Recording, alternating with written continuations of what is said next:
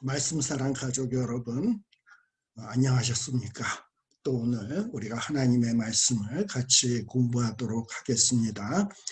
오늘 우리가 같이 공부할 말씀의 내용은 마태복음 22장에 나오는 혼인잔치 비유에 대해서 같이 공부하도록 하겠습니다.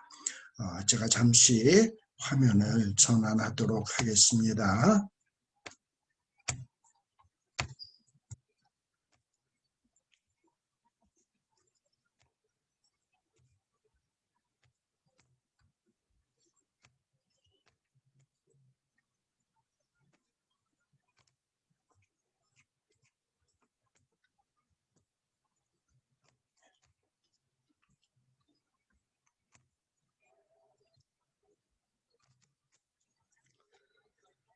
마태복음 22장입니다.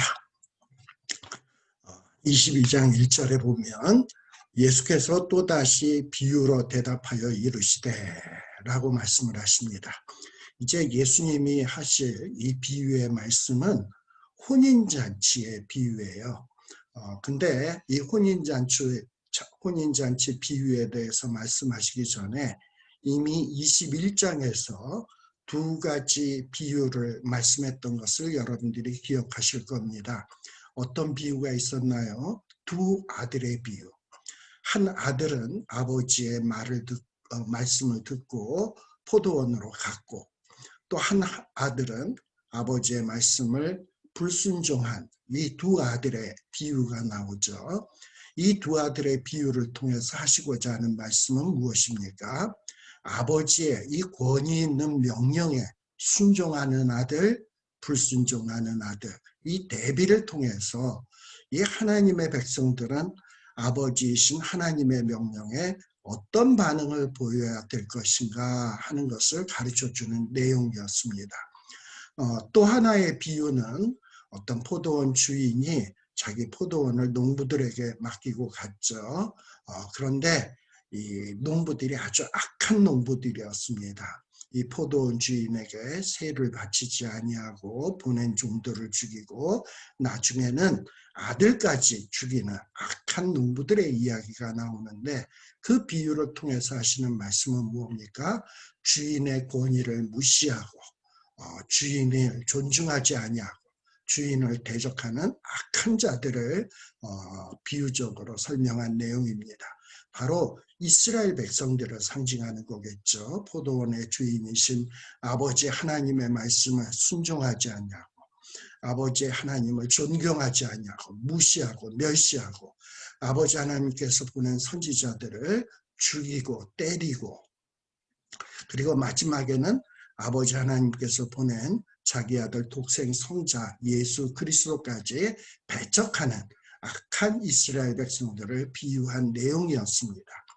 이제 이렇게 예수님께서 두 가지 비유의 말씀을 했는데, 이 두 가지 비유의 말씀을 아마도 이 제사장들, 바리새인들, 서기관들, 사내들인 공회원들은 아직 완벽하게 이 비유의 말씀을 깨닫지를 못한 것 같습니다. 그래서 예수님께서 좀 더 다시 또 하나의 비유를 지금 말씀을 하게 되는 거예요. 우리 예수님께서 가르침을 사람들에게 가르치실 때 비유로 많이 가르치셨습니다.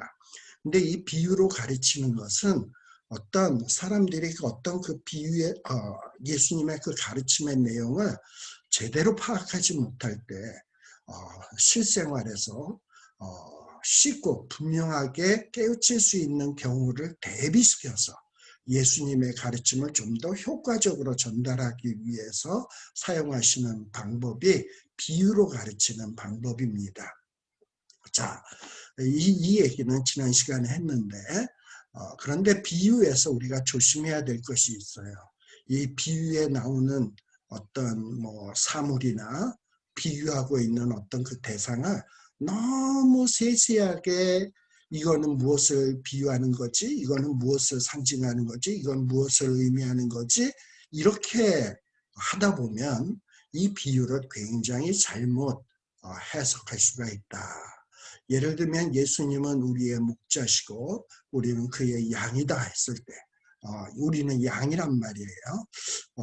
그 얘기는 예수님의 목자고 양이다라는 비유를 우리를 양에다 비유하는 이유는 뭡니까?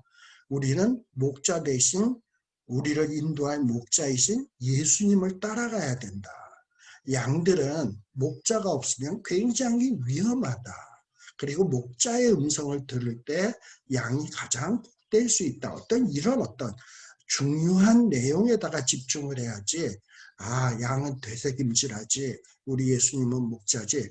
내가 되새김질한다는 것은 무슨 의미일까? 양은 하얗지. 이 하얗다라는 것은 무엇을 의미할까? 근데 들판에 있는 양들이 하얗기만 합니까? 저는 어떤 양을 보니까 굉장히 더러워진 양도 있던데, 그럼 희다라는 거는 뭘까? 이런 거, 털이 많다는 것은 무엇을 의미하나?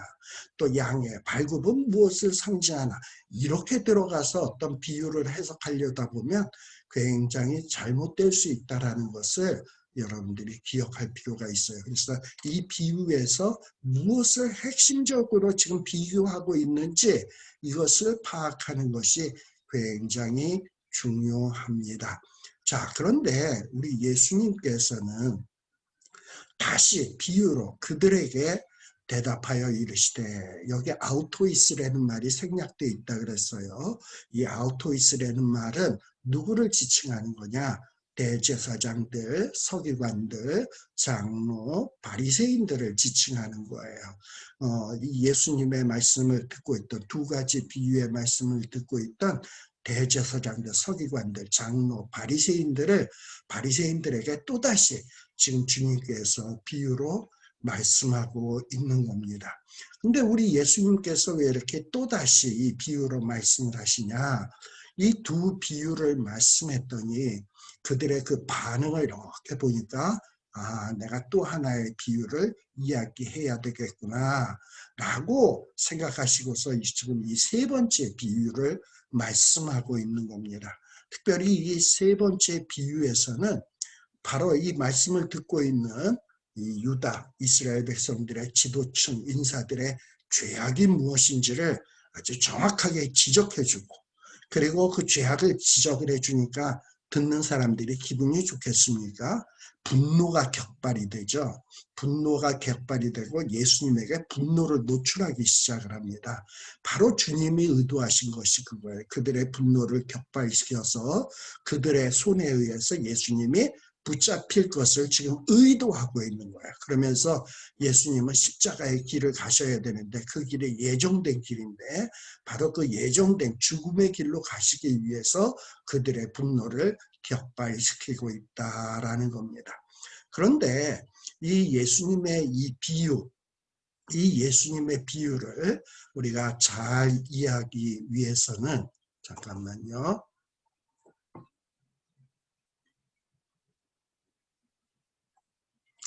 예수님의 이 비유를 잘 이해하기 위해서는 이 예수님께서 앞에 21장에서 비유로 말씀하실 때 말씀하신 내용 중에 한 가지 중요한 내용이 있습니다. 바로 이것이 지금 이 산해드린 공회원들의 그 반응과 관련된 내용인데 이 말씀을 머릿속에 염두에다 두면서 이 세 번째 비유의 내용을 좀 우리가 할 필요가 생각해야 됩니다. 자, 그러면 예수님이 말씀하신 내용이 뭐냐? 마태복음 21장 32절에 보면 예수님께서 이 비유를 듣는 산해드린 공회원에게 야, 앞서 세리 요한이 의의 도로 너희에게 왔거늘 너희는 그 세리 요한을 믿지 아니하였다. 그러나 세리와 청년은 믿었다. 그런데 너희는 이 세례 요한의 모습을 보고도 끝내 뉘우쳐 믿지 아니하였도다라고 책망하셨어요. 근데 이렇게 예수님이 책망하시는 말 가운데 요한이 의의 도로 왔다. 의의 도로 왔는데 너희들이 믿지 않았다라는 말씀을 하십니다.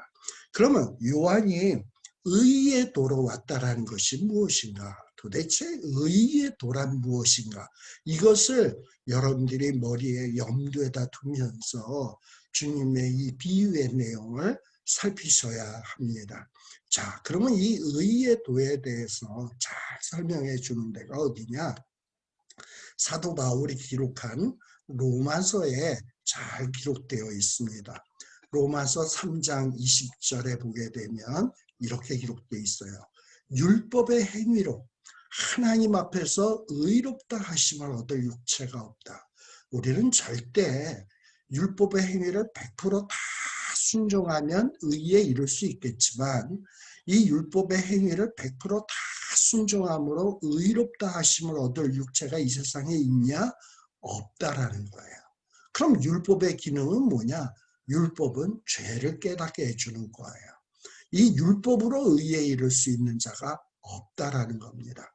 그런데 이 새로운 의의 도가 나타난 거예요. 로마서 3장 21절에 이제는 율법 외에 하나님의 한 의가 나타났다.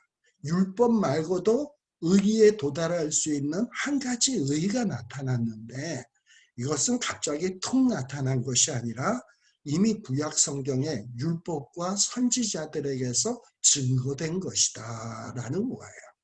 자, 그러면 이미 구약의 율법과 선지자들에 의해서 증거된 그리고 이제 새롭게 등장하는 율법 외의 의에 이를 수 있는 길은 뭐냐? 로마서 3장 22절에 보면 그것은 예수 그리스도를 영접하고 믿음으로 말미암아 이 믿는 자에게 미치는 하나님의 의다. 이게 새롭게 등장한 의의 도예요. 모든 사람은 죄를 범하여서 하나님의 영광에 이를 수 없었어요. 근데 새롭게 등장한 의의 도, 즉 그리스도 예수 안에 있는 속량으로 말미암아 우리가 어떻게 되었냐? 하나님의 은혜로 값없이 의롭다 하심을 얻은 자가 되었다. 그리스도 예수 안에 있는 속량으로 값없이 의롭다 하심을 얻을 수 있게 되었다라는 거예요. 바로 이렇게 의의 도, 새로운 의의 도의 핵심이 뭐냐? 예수 그리스도예요. 예수께서 이 피를 흘리심으로 말미암아 화목 제물이 되셨어요. 죄의 싹은 사망이잖아요. 그런데 예수님이 우리 대신 죽으심으로 피 흘림으로써 그리고 우리 대신 화목 제물이 되어주심으로 우리가 하나님께 나아갈 수 있는 의를 얻을 수 있게 된 거예요. 자, 그래서 3장 26절에 보면 이때에 하나님이 자기의 의로우심을 나타내사 자기도 의로우시며 또한 뭐라고요? 예수 믿는 자를 의롭다 하려 하심이라. 어떤 자를 의롭다 하신다고요? 율법을 행하는 자? 아니에요. 예수를 믿는 자를 의롭다 하려 하심이라. 이게 의의 도예요. 그러므로 자랑할 때가 어디냐? 있을 수가 없다. 무슨 법으로냐? 행위로냐? 법으로, 율법으로, 행위로 우리가 의에 이룰 수 있느냐? 없다. 오직 뭐로? 믿음의 법으로 의에 이룰 수 있다라는 거예요. 그러므로 사람이 의롭다 하심을 얻는 것은 율법의 행위에 있지 아니하고 믿음으로 되는 줄 우리가 인정하노라라는 거예요. 의롭다 하심을 얻는 것은 율법의 행위로 되어지는 게 아니라 믿음으로 나아가는 거예요. 이게 새롭게 등장한 의의 도다. 근데 이 의의 도는 하나님이 주시한 거야. 로마서 3장 24절에 보면 하나님의 은혜로 값없이 우리에게 주신 의의 도다라는 거예요. 그런데 이렇게 하나님께서 이런 새로운 의의 도를 예비하시고 그리고 이 의의 도를 요한으로 말미암아 전파되게 했는데 그래서 요한이 의의 도로 이스라엘 백성들에게 왔는데 이스라엘 백성들은 믿지 않았다. 오히려 누가 믿었냐? 세리와 청년은 믿었으면 너희는 이것을 보고도 끝내 뉘우쳐 믿지 아니하였도다라는 거예요. 이렇게 의의 도의 말씀이 외쳐졌는데도 불구하고 거부하는 사람들에게 예수님께서는 또다시 세 번째의 비유의 말씀을 지금 하고 있는 거다라는 것을 여러분들이 염두에다 두시면서 이 세 번째 비유의 내용을 살피셔야 합니다. 자, 마태복음 22장 2절입니다. 천국, 좋은 것이죠. 근데 이 천국은 어떤 것이냐? 마치 자기 아들을 위하여 혼인자치를 베푼 어떤 임금과 같다. 이 천국은 좋은 것인데 왕이 자기 아들을 위해서 베푼 혼인잔치다. 일반 백성이 어떤 잔치를 배설을 하면 그것이 대단한 잔치가 될까요? 그러나 왕이 어떤 잔치를 배설을 한다면 이건 아마 최고의 잔치가 될 거예요. 근데 이 왕이 그것도 자기 아들의 혼인을 위해서 베푼 잔치다 그런다면 이건 굉장히 정성스럽게 준비된 최고의 잔치라고 해야 될 거예요. 바로 천국이 어떤 곳이다? 바로 이 천국은 왕이 최고의 권력자가 자기의 가장 소중한 아들을 위해서 베푼 혼인잔치, 그러니까 최상의 잔치, 최고로 정성껏 준비된 잔치라는 거예요. 그것이 뭐다? 천국이다. 천국이 바로 그런 곳이다 라는 거예요. 이때에 임금은 누굴 상징합니까? 누굴 비유합니까? 하나님을 비유하지. 그리고 아들은 누굴 비유합니까? 예수님을, 하나님의 독생자 예수 그리스도를 비유하는 것이죠. 바로 이 천국은 하나님이 이 독생성자, 자기의 지극히 사랑하는 독생성자를 위해서 또 그 독생성자의 신부가 될 자들, 그리고 그들의 그 혼인잔치를 위해서 준비하신 잔치란 말이에요. 그것이 뭐냐? 천국이라 이 말이에요. 흔히들 우리가 결혼을 가리켜서 일륜지 대사다라고 얘기를 해요. 일륜지 대사, 이게 무슨 뜻입니까? 사람이 이 살아가는 중에 여러 가지 하는 일들이 있습니다만 그 중에 가장 큰 일이 뭐냐? 결혼이라는 거예요. 이 결혼은 일륜지 대사다.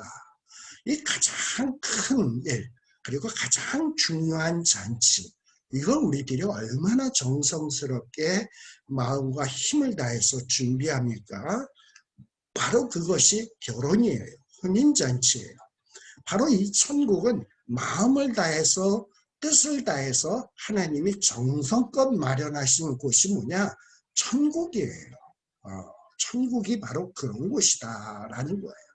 바로 이 천국은 이렇게 하나님이 정성을 다해서 마음을 다해서 심혈을 기울여서 우리를 위해서 준비한 혼인잔치와 같다라는 거예요. 그런데 이 마태복음 22장 2절에 보면 여기 혼인잔치를 했을 때 우리말 성경에는 혼인잔치 단수로 나와 있습니다만 헬라어 원문 성경에 보면 이 혼인잔치가 뭘로 나오냐면 가무스라고 돼 있어요. 우스가 붙으면 복수 목적격이에요. 그래서 잔치들을 베푸셨구나. 그래서 이 잔치라는 말이 복수로 나와 있어. 왜 이게 복수로 나와 있냐? 아마도 이 잔치가 하루에 끝나는 것이 아니라 여러 날 계속되는 잔치였기 때문에 아마도 이 가무스 복수 형태로 기록한 것 같아요. 그 유대인들의 그 결혼 풍습에 보게 되면 유대인들의 결혼은요, 결혼식은 대개 한 7일 동안 이 결혼식이 진행된대요. 굉장히 길죠. 우리 옛날에 대한민국에서는 혼례, 간소화 이런 게 있었는데 옛날에 이 유대 결혼식은 7일 동안 그것도 밤낮으로 계속되었어요. 왜 이랬을까? 일륜지 대사니까. 그러니까 굉장히 정성스럽게 준비된 잔치야. 그리고 기쁨의 잔치야. 하루로 끝낼 수 없어. 계속돼야 돼. 그래서 이 유대인들의 결혼잔치는 굉장히 기쁨의 잔치요, 풍요로움으로 가득 찬 축제다라고 생각을 해야 돼. 바로 이런 축제의 잔치가 뭐다? 천국과 같은 것이다. 그런데 이 천국이 혼인잔치로 비유된 것은 생소한 것이 아니에요. 사실 이 혼인은 남녀가 결혼하는 것을 혼인이라고 하지 않습니까? 이 혼인과 관련된 이미지가 구약에 참 많이 나타나 있어요. 구약에서는 하나님이 남편으로, 그리고 우리 하나님의 백성들을 신부로 말씀하고 있습니다. 그래서 하나님이 나는 너희들의 남편이다, 이스라엘의 남편이다 라고 말씀하십니다. 또 우리 신약에서도 예수 그리스도께서는 이 교회를 신부로, 또 우리 예수님은 신랑으로 이렇게 말씀을 하고 계십니다. 그래서 예수님이 교회의 남편, 그래서 예수님이 교회와 연합한 것으로 말씀하고 있어요. 혼인관계로 말씀을 하신단 말이지. 자, 그리고 이 교회와 그리스도의 혼인잔치, 이거의 최고의 표현은 어디에 나타나냐? 요한계시록 19장 7절에서 9절에서 아주 그 절정을 이루고 있습니다. 요한계시록 19장 7절에 보면 우리가 즐거워하고 크게 기뻐하며 그에게 영광을 돌리세 어린 양이 누굽니까? 예수님. 어린 양과 결혼하는 자는 누굽니까? 주님의 피값으로 사신 몸된 교회. 이 교회가 그리스도의 신부죠. 이 교회와 어린 양이신 예수 그리스도가 혼인기약에 이르렀다. 그리고 그의 아내가 바로 교회가 자신을 준비했다. 그래서 그에게 빛나고 깨끗한 세마포 옷을 입도록 허락하셨으니 이 세마포 옷은 성도들의 옳은 행실이로다. 그러면서 천사가 내게 말하기를 기록하라. 어린 양의 혼인잔치에 청함을 받은 자들은 복이 있도다. 이 혼인잔치의 최고의 혼인잔치는 뭐냐? 나중에 우리 주님이 이 세상을 심판하신 후에 예수 그리스도와 이 교회가 연합하는 이 혼인잔치가 최고의 혼인잔치가 된 거예요. 그때는 우리가 크게 즐거워하고 기뻐하고 우리의 신랑 되신 예수님께 영광을 돌리는 일이 있게 될 것입니다. 이렇게 이 구약 성경에 보게 되면 하나님이 남편으로 이스라엘 백성들을 신부로, 그래서 하나님과 이스라엘 백성을 혼인관계로 맺어진 부부관계처럼 묘사하고 있고, 신약에서도 예수 그리스도와 몸된 교회, 이게 서로 연합하는 것이 부부관계처럼 묘사되고 있고, 마지막에 요한계시록에도 교회와 어린 양이신 예수 그리스도가 연합하게 되는 것을 혼인잔치로서 비유되고 있습니다. 이렇게 천국이 혼인잔치와 결부되어 있는 것을 신약이나 구약에서 모두 똑같이 말하고 있는 겁니다. 그래서 신구약에는 통일성이 있다. 또 우리 예수님께서 공생애를 시작하시면서 첫 이적을 베푸신 곳이 어디입니까? 가나죠. 가나에서 혼인잔치에서 물로 포도주를 만드시는 기적을 베푸셨어요. 이렇게 예수님의 첫 이적도 혼인잔치를 배경으로 첫 이적이 이루어졌다라는 것도 상당히 의미심장한 일이다라고 생각되게 돼요. 자, 그렇다면 이제 왕은 자기 아들을 위해서 성대한 정성스럽게 준비한 혼인잔치를 마련하게 됩니다. 그래서 이 자기의 종들을 보내서 청한 사람들을 혼인잔치에 와라 하고 지금 이 초청을 하게 돼요. 자, 그런데 이스라엘 백성들의 이 혼인잔치를 보면 대개 부자들이나 왕이나 어떤 귀족이나 이런 높은 계층에 있는 사람들은 혼인잔치를 하게 되면 어떻게 하냐? 일단 날짜를 정해. 언제 몇 월 며칠 날 우리가 혼인잔치를 할 겁니다. 그래가지고 종들을 보내서 대략적인 날짜를 알려줍니다.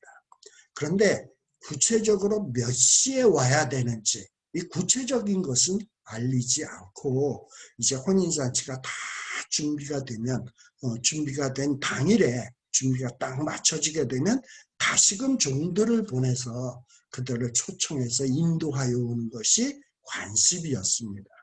특히 지금 여기 마태복음 22장에 나오는 혼인잔치는 왕의 혼인잔치예요. 왕이 자기 아들을 위해서 준비한 혼인잔치예요.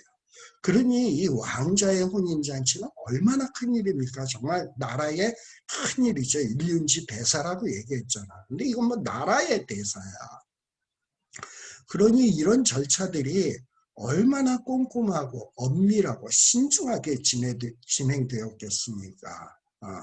자, 그래서 어떤 이 혼인잔치의 날짜를 정했어요. 그리고 그 준비가 되면 신하들을 보내서 혹은 종들을 보내서 오라고 초청하게 되죠. 자, 이것이 뭘 비유하는 것입니까?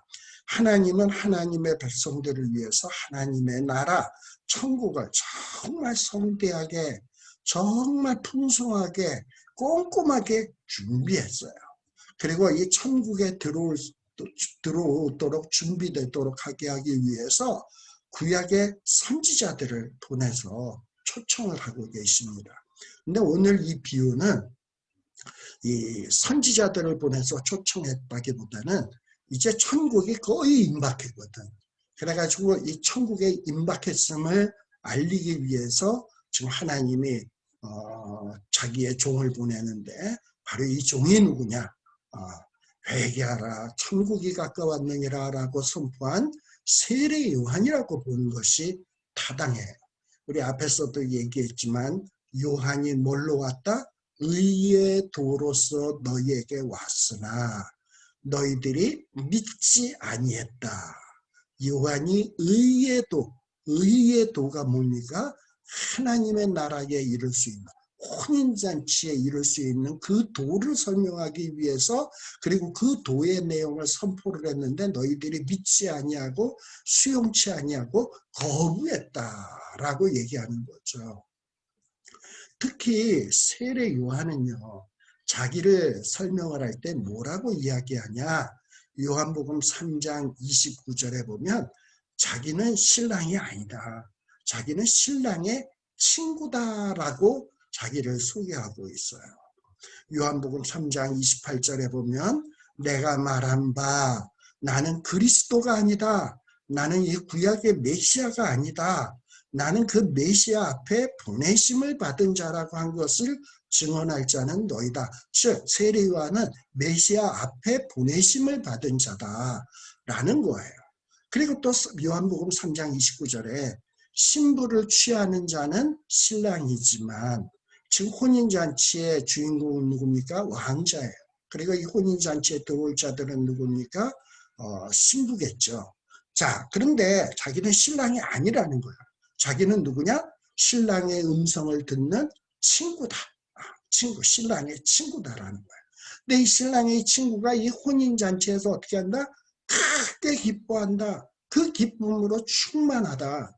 그리고 신랑 친구인 자기는 쇠하여야 되고, 신랑이신 예수 그리스도는 흥하여야 되겠다라고 이야기를 하고 있습니다. 이렇게 세례 요한은 자기는 메시아가 아니고 신랑의 친구고, 자기는 신랑 대신 예수 그리스도를 참으로 기뻐하고 그로 인해서 기쁨이 충만한 자라고 자기를 소개하고 있습니다. 이런 걸 보면 세례 요한은 이 혼인잔치, 하나님이 준비하신 혼인잔치와 밀접한 관련이 있는 자예요. 혼인잔치가 뭐라고요? 천국.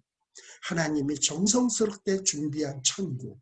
근데 이 천국의 복음을 선포하는 자, 이 천국에 들어올 수 있는 길을 선포하는 자가 누구예요? 세례 요한. 이 천국에 들어올 수 있는 길이 뭡니까? 의의 도.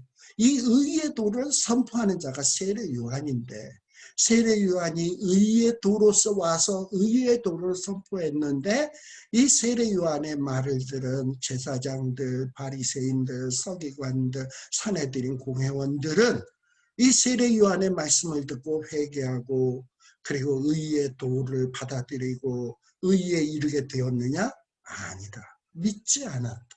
거부했다. 라는 거예요. 오히려 누가 이 의의 도를 받아들였냐?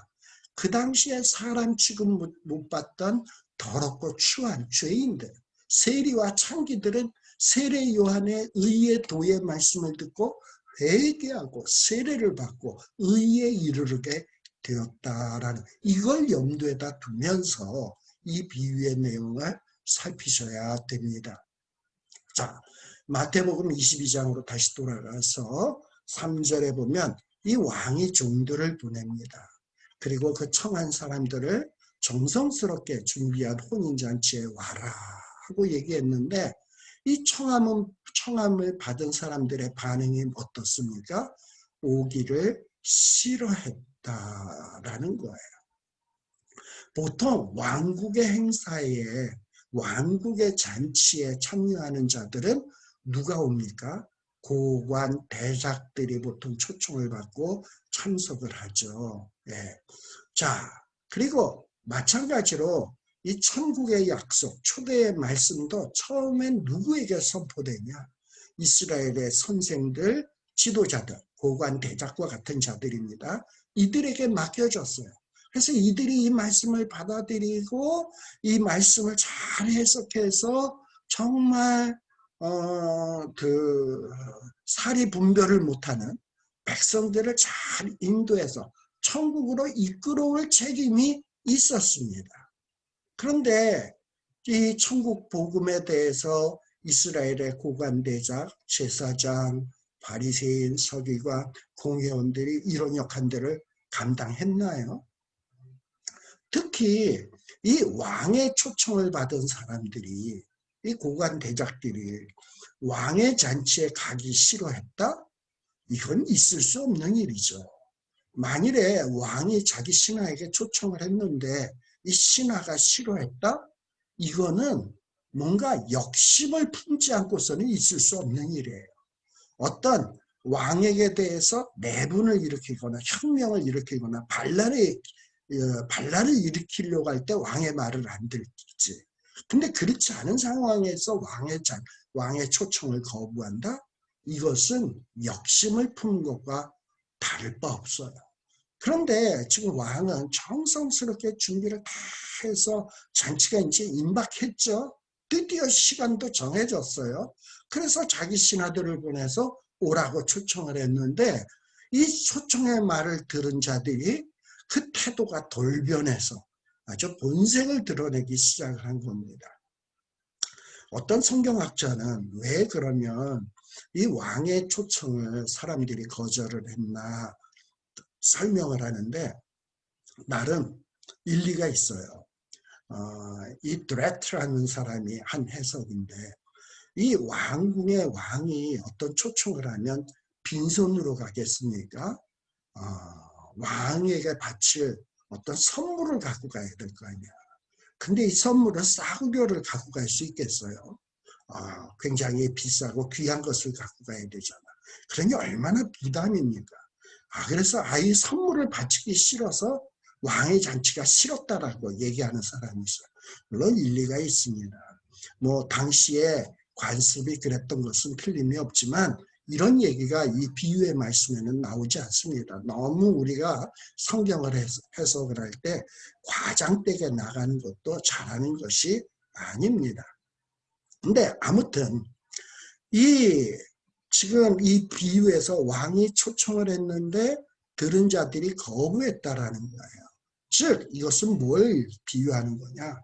세례 요한이 의의 도로 와서 하나님의 종으로서 의의 도로서 이 이스라엘 백성들을 초청을 하는데 특별히 이스라엘 지도층들을 초청을 하는데 그래서 이스라엘 지도층을 초청해서 의의 도에 이르게 하고 그들로 하여금 백성들을 의의 길로 이끄는 일을 하도록 초청을 하는데 이 유대 지도층들은 끝내 세례 요한의 말을 믿지 않고 거부했다 이 말이에요. 오히려 누가 믿었냐? 세리와 창녀들이 회개하고 의의 도에 이르게 되었어요.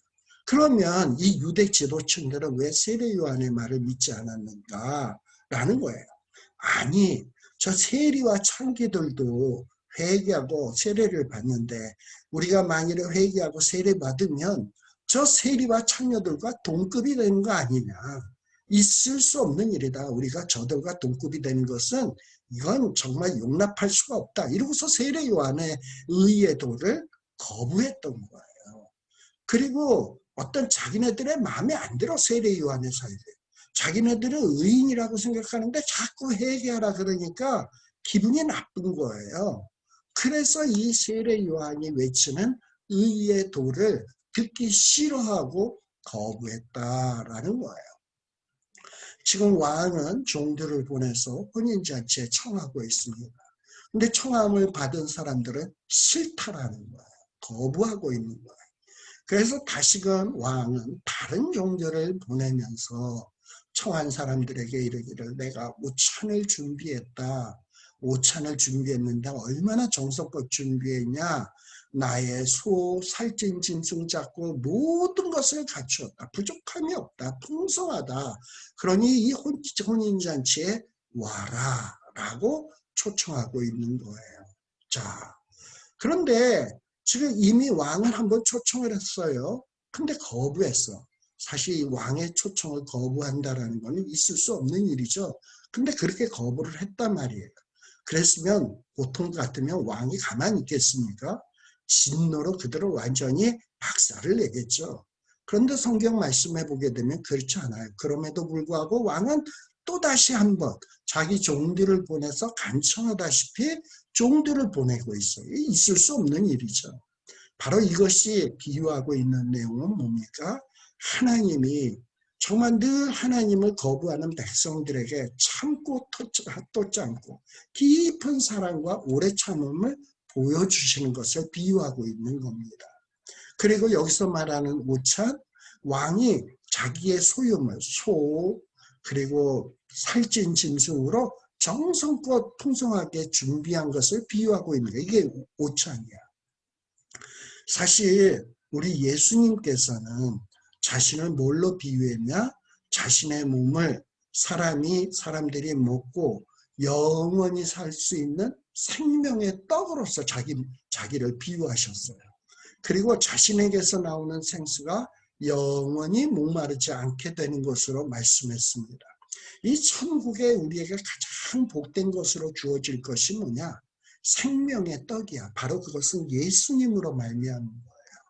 그리고 또 우리 천국에서 가장 소중한 우리가 마실 수 있는 것은 뭐냐? 생수. 이것도 예수 그리스도로 말미암은 거예요. 근데 바로 이 예수 그리스도는 누가 준비한 거냐? 하나님이 세상을 이처럼 사랑하사 독생자를 우리를 위해서 주신 거예요. 정말 하나님이 정성스럽게 준비한 것이 뭐냐? 예수 그리스도예요. 그리고 그 예수 그리스도를 십자가에 못 박혀 피 흘려 죽게 하기까지 해서 우리에게 이 천국 잔치를 마련한 거예요. 그러니 하나님이 최고의 사랑, 최고의 정성, 최고의 마음을 다해서 준비한 것이 예수 그리스도로 말미암은 천국입니다. 그리고 이 천국을 준비하시고 우리를 초청하고 있는 거예요. 근데 이 초청에 대해서 사람들은 믿음으로 받아들이고 영접치 아니하고 거부하는 일들이 생기고 있는 겁니다. 바로 지금 이 비유의 내용은 그러한 것을 비유하고 있는 거예요. 자, 5절 말씀해 보니까 이 초청함을 받은 자들이 어떠했다? 이 하나님이 그토록 정성스럽게 준비한 이 천국을 돌아보지도 않고 한 사람은 자기 밭으로 한 사람은 자기 사업하러 갔다. 즉, 이 초청을 받은 사람들은 이 잔치보다도 뭐가 더 소중하다라는 겁니까? 자기의 밭에서 하는 일, 그리고 자기의 사업, 이게 더 중요하다라는 거예요. 여기 돌아보지도 않았다라는 말은 완전히 도외시했다라는 거예요. 전혀 마음을 두지 않았다, 개의치 않았다라는 거예요. 관심이 없다라는 거예요. 하나님은 그토록 자기 독생성자 예수를 죽여서까지 피 흘리게 해서까지 준비한 잔치인데 정말 자기의 목숨 같은 아들을 내어놓으면서 준비한 잔치인데 하나님의 지극한 관심이 기울여진 잔치인데 이 천국 잔치에 사람들은 관심이 없다. 전혀 개의치 않는다. 그리고 도외시한다. 이게 무슨 뜻인지 아시겠습니까? 이 이스라엘 백성들의 지도층, 그토록 하나님이 정성스럽게 준비한 천국, 이 천국에 대해서 선포하는 요한의 말씀, 의에도 또 예수님이 선포한 천국 선포를 받아들이지 않아요. 왜? 자기네들 생각하고 달라. 자기네들이 기대하고 있는 것은 천국이 아니야. 잘 먹고 잘 살고 내 배부르고 내가 편안하고 내가 정치적인 자유를 누리고 내 마음대로 하는 것이 그들의 관심사인 거예요. 하나님이 뭐에 관심을 두고 계시면 무엇을 중요시 여기시는지에 대해서 전혀 관심이 없는 거야.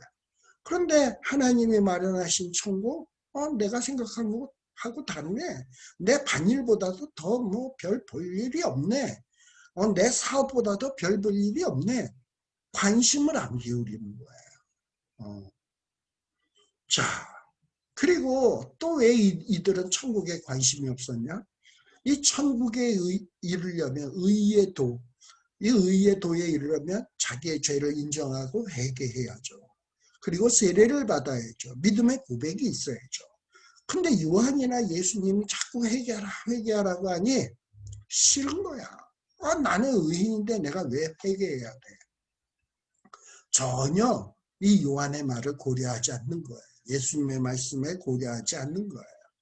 그리고 이 자기네들이 바라던 정치적인 해방, 어떤 현실적인 이득을 가져다 줄 것 같지 않으니까 이 요한의 말도 배척하고 예수님의 말씀도 배척하고 천국에 대해서도 배척하고 있는 거예요. 이들은 자기 밭과 자기의 그 상업, 자기의 어떤 사업을 더 가치 있게 여기고 있습니다.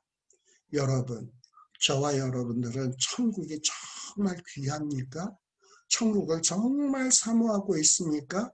우리들이 그토록 사모하는 돈보다 더 천국을 사모하고 있나요? 자, 이렇게 바리새인들은 자기네들이 조금 뭐 율법을 준수한다고 자기네들은 의롭다고 생각했어요. 자기네들은 얼마든지 구원받을 수 있다고 생각을 했어요. 그리고 자기네들은 의롭고 경건하다고 생각을 했는데 실상은 어떠했냐? 어떤 세상에서 안정과 쾌락을 위해서 필요한 돈을 좋아했던 사람들이 바로 이 사내들인 공회원들이었습니다. 예, 바로 이런 자들을 지금 꾸짖고 있는 거예요. 자, 그런데 이 초청을 거부한 사람들은 단순히 초청을 싫어하고 거부한 정도가 아니라 이 초청하러 보낸 종들을 잡아서 모욕하고 죽였다라는 거예요. 사실 하나님께서는 요한을 예수님보다 앞서 보내시고 예수님을 보내시고 이전에는 선지자들을 보내시고 이러면서 계속 이스라엘 백성들을 부르고 계셨어요. 근데 이스라엘 백성들은 어떠했습니까? 구약에 보면 선지자들을 잡아 때리고 죽이고 지난 시간에 설명했죠. 또 이 유대 나라의 왕 헤롯 왕은 예수 그리스도가 탄생했다라는 소식을 듣고서는 이 그리스도를 죽이려고 무고한 어린아이들을 죽이지 않았습니다. 왜 그랬나요? 자기의 기득권을 뺏기지 않기 위해서. 그래서 어떤 이 자기의 기득권을 빼앗을 것 같은 그리스도를 죽이려고 했던 거예요. 특히 또 이 헤롯의 아들이었던 헤롯 안티파스. 이 안티파스는 또 어떠했습니까? 세례 요한이 이 헤롯 안티파스에게 죄를 지적하고 간음했다고 죄를 지적을 할 때 세례 요한의 말을 듣기 싫어서 잡아 죽여버렸어요. 또 지금은 어떻습니까? 이 사내들인 공회원들, 유대 지도층들이 이 예수님이 사람들의 대중의 인기를 끌기 시작을 하니까 야 이러다 우리의 기득권을 잃어버리겠다. 모든 인기를 예수 그리스도에게 다 빼앗기겠다라고 생각을 하고서는 이 마음속에 시기와 질투로 가득 차서 예수님께 대해서 아주 적대감, 살의를 노출시키고 있는 겁니다. 그러면서도 겉으로는 이 속으로는 살이, 적의, 미움, 질투, 시기로 가득 차 있으면서 겉으로는 우리 민족의 안전을 위해서 혼란을 방지하기 위해서 사회 질서의 안녕을 위해서 우리가 이러고 있는 거야 라는 거예요. 근데 실상은 어떻습니까? 자기네들이 이 명예를 사수하기 위한 위선책에 불과한 거예요. 마침내 이들은 어떻게 하냐? 예수님을 붙잡아다가 예수님을 괴롭히죠. 예수님을 핍박합니다. 네가 메시아냐? 네가 그리스도냐? 네가 진정 선지자냐? 그럼 선지자 노릇해봐라. 예수님에게 침뱉고 주먹으로 치고 그랬어요. 이들은 이미 구약시대의 선지자들을 죽였죠. 또 이후에는 예수님 이후에는 사도들을 감옥에다가 쳐박고 죽일 것이에요. 바로 이런 자들이 유대의 지도층이었습니다. 자, 이 왕이 종들을 보내어서 초청을 했는데 싫어할 뿐만 아니라 종들을 잡아다가 죽이는 이런 모습을 보고 마침내 임금은 진노를 하게 됩니다. 그리고 군대를 보내서 살인한 자들을 진멸하고 그 동네를 불살랐다라는 거예요. 이 초청을, 특별히 왕의 초청을 거절한 자들에게 이 왕이 분노하는 것은 너무나도 당연하죠. 이 왕, 나 자신을 뭘로 본 거야? 아주 모욕감을 느낀 거야. 반역감을 느낀 거야. 그래서 이제 왕은 더 이상 종들을 보내지 아니하고 군대를 보내는 겁니다. 여러분, 이스라엘 땅은 이 당시에 식민지였습니다. 이 팔레스틴 전 지역이 거의 로마의 식민지였습니다. 그러다 보니 도처에서 곳곳에서 독립운동 같은 것이 일어났거든. 반란이 일어났거든. 그러면 로마의 왕은 그 반란이 일어난 곳에 왕의 군대를 보내가지고 완전히 초토화를 시키는 거예요. 그런 일이 비일비재하게 있었어요. 바로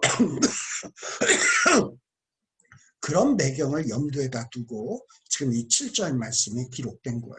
임금이 진노해서 아니 내 초청을 거부해? 그리고 내가 보낸 종들의 말을 싫어해? 그리고 내 종들을 죽여? 이것들 봐라. 왕이 진노해서 그 살인한 자들을 군대를 보내서 진멸하고 동네를 완전히 불태우는 겁니다. 여러분, 하나님은 오래 참으시는 하나님이십니다. 그리고 자비가 풍성하신 분입니다. 그런데 이 하나님의 자비와 인내는 영원한 것이 아니에요. 어느 한때까지만 그렇습니다. 오래 참으시지만 영원히 참지는 않아요. 그래서 그 하나님의 자비와 인내가 끝나는 시점에 드디어 뭐가 시작하냐? 하나님의 무시무시한 공의의 심판이 시작됩니다. 바로 그 심판의 장면이 7절에 소개되고 있는 거예요. 이렇게 왕의 초청을 거부한 자들, 이들은 더 이상 왕의 백성이 아닙니다. 살인자예요. 하나님의 초청을 거부한 자, 하나님의 백성이 아니에요. 살인자예요. 하나님을 거부한 예루살렘의 성도, 예루살렘 성, 이것도 더 이상 하나님의 거룩한 성이 아니에요. 이 예루살렘 성은 결국은 예수님을 죽여요. 세례 요한을 죽여요. 살인자의 동네입니다. 그러니 결국은 어떻게 되냐? 이 예루살렘의 성도 결국은 초토화되게 돼 있어요. 그래서 AD 70년에 로마 티투스 장군에 의해서 이 예루살렘 성이 초토화되죠. 바로 이 7절은 예루살렘 성이 어떻게 초토화될 것인가 하는 것을 비유적으로 지금 설명하고 있는 겁니다. 자, 예수님은 이미 당신이 죽으실 것을 예언했어요. 그리고 예루살렘 성전이 멸망될 것에 대해서도 이제 우리가 아직 공부하지 않았지만 24장, 마태복음 24장 2절에도 예언하고 계세요.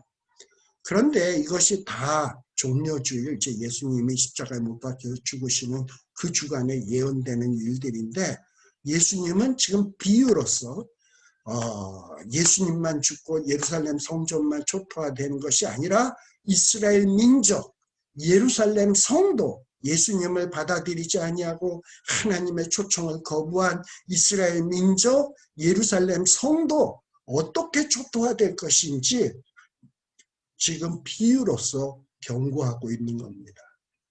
근데 이 예루살렘 성, 이스라엘 민족을 초토화시킨 자는 누굽니까? 로마 군대예요.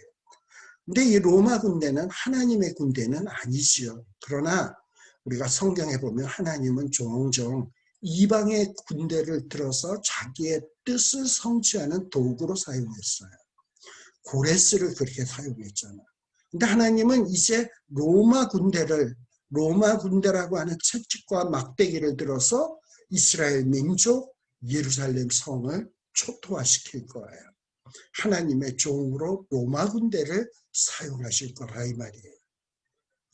그러면서 이에 종들에게 이르되 혼인잔치는 준비되었으나 청한 사람들은 합당치 아니하니라고 돼 있어요. 자, 이렇게 처음으로 초청받은 하나님의 선민인 이스라엘, 그리고 이스라엘 지도자들, 이들이 초청을 받아들이고 복의 근원이 되고 세상의 빛이 되고 역할을 감당을 해서 세상의 많은 사람들을 하나님께로 인도해야 되는데 이들이 하나님의 초청을 거부했다 이 말이에요. 그래서 하나님께서 하나님의 선민인 이스라엘에게 초청한 것, 또 이스라엘의 지도자에게 초청했던 것이 이제 완전히 무효화되다시피 했단 말이지. 근데 이건 하나님의 초청이 힘이 없어서가 아니라, 효력이 없어서가 아니라 바로 이스라엘 백성들이, 이스라엘의 지도자들이 하나님의 은혜의 초청을 소중히 여기지 아니하고 자기의 밭보다도 자기의 사업보다도 소중히 여기지 아니하고 거절했기 때문입니다. 그래서 이제는 하나님은 혈통적 이스라엘이 아니라 이 회개한 이방인, 죄인들을 포함하는 새로운 이스라엘이 하나님 나라의 상속자의 권리를 가질 수 있도록 이런 세리와 그리고 창기, 이방인, 죄인들에게 초청장을 보내고 있는 거예요. 그리고 그것을 받아들일 경우에 하나님 나라의 상속자의 권리를 주겠다라는 것입니다. 그래서 22장 9절에 보게 되면 다시금 종들을 보내서 뭐라고 얘기합니까? 네 거리로 가서, 사거리로 가서 사람을 만나는 대로 혼인잔치에 청하여 오라. 이전에는 고관대작들을 청하였는지 모르지만 그들이 거부하니까 이제 사거리에 나가서 아무나 다 데리고 와라. 만나는 대로 데리고 와라. 우리 하나님은 사도행전에 보면은 너희는 가서 예루살렘과 유대와 사마리아와 땅끝까지 이르러 거기에 만나는 모든 자들을 그들에게 복음을 증거하고 그들에게 증인이 되라고 말씀하고 있죠. 이게 뭐냐? 초청이에요. 그래서 이 만나는 대로 사거리에 가서, 사거리는 사람이 많은 곳 아닙니까? 왕래하는 곳 아닙니까? 그런 곳에 가서 사람들을 불러오라는 거예요. 이 사거리의 사람들은 처음에 초청받은 부류와는 전혀 다른 부류의 사람들입니다. 자, 누가복음 14장 21절에는 이런 자들을 뭐라고 얘기하냐? 이 사거리에 나가서 가난한 자들, 병신들, 소경들, 저는 자들이라고 얘기를 해요. 전혀 고관대작들하고 비교를 하면 무가치한 존재들, 정말 인정받지 못하는 자들을 불러오라라는 거죠. 사실 이 가난한 자들, 병신들, 소경들, 저는 자들은 바리새인들이 우리는 저자와는 달라. 저런 것들이 어떻게 천국에 가? 바리새인들은 그들을 아주 멸시하고 혐오했어요. 그런데 지금 이 왕이 분노하다 보니까 어떻게 되냐? 너희들을 초청했는데 너희들이 거부해? 오케이, 그러면 너희들이 멸시하는 저 무자격자들을 내가 잔치를 배설하고 그들을 초청할 거야. 그러면서 이 자격자들이, 자격자들도 사실은 아니지, 의인이 어디 있어요. 그런데 이런 자들이 꼴랑 잘난 척 조금 있는 것 같고 잘난 척 하니까 오히려 하나님은 무자격자들에 대해서 갑절의 호의를 나타내고 있는 거야. 스스로 의인이라고 하던 종교 지도자들을 거부하고, 오히려 예수님은 누구를 친구로 삼으셨냐? 세리와 사마리아인 같은 죄인들의 친구가 되셨다 이 말이에요. 자, 그래서 종들이 길에 나가서 악한 자나 선한 자나 만나는 대로 모두를 데리고 왔다. 그래서 혼인잔치에 손님이 가득했다라는 거예요.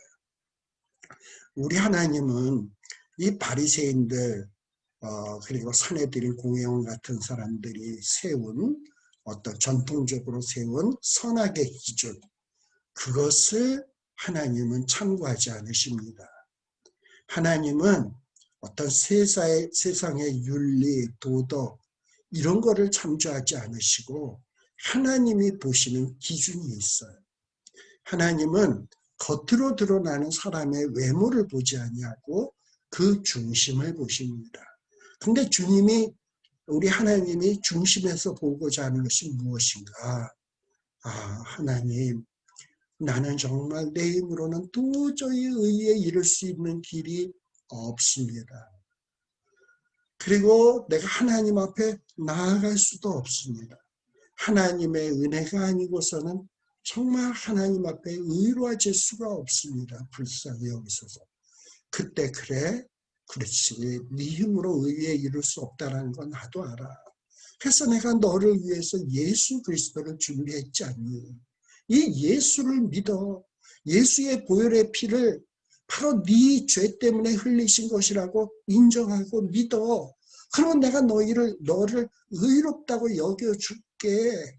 그리고 그런 믿음을 내게 보여봐 하면서 그 믿음을 보시고자 합니다. 내 중심에 하나님을 향한 그 중심에 그런 믿음이 있는가를 보려는 것이지, 내 겉모양으로 구제를 좀 했고 선행을 좀 했고 이런 거 보시지 않는단 말이죠. 우리 하나님은 세상의 어떤 선악의 기준에 의해서 우리를 의에 이르고 의에 이르지 않게 하는 게 아니라 하나님이 새로 마련하신 의의 도, 그 의의 도에 대한 진심 어린 믿음이 있는가, 하나님 앞에 감사함으로 그것을 받아들임이 있는가 하는 것을 보시는 거예요. 바로 우리 하나님이 보신 것이 그런 것이다 라는 것을 여러분들이 기억하시기 바랍니다.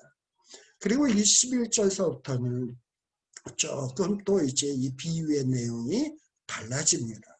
그래서 성경학자들은 이 11절서부터 나오는 이 비유를 두 번째 비유다라고 얘기하는 사람이 있는데, 이 부분에 대해서는 우리가 또 잠시 쉬었다가 살피도록 하겠습니다.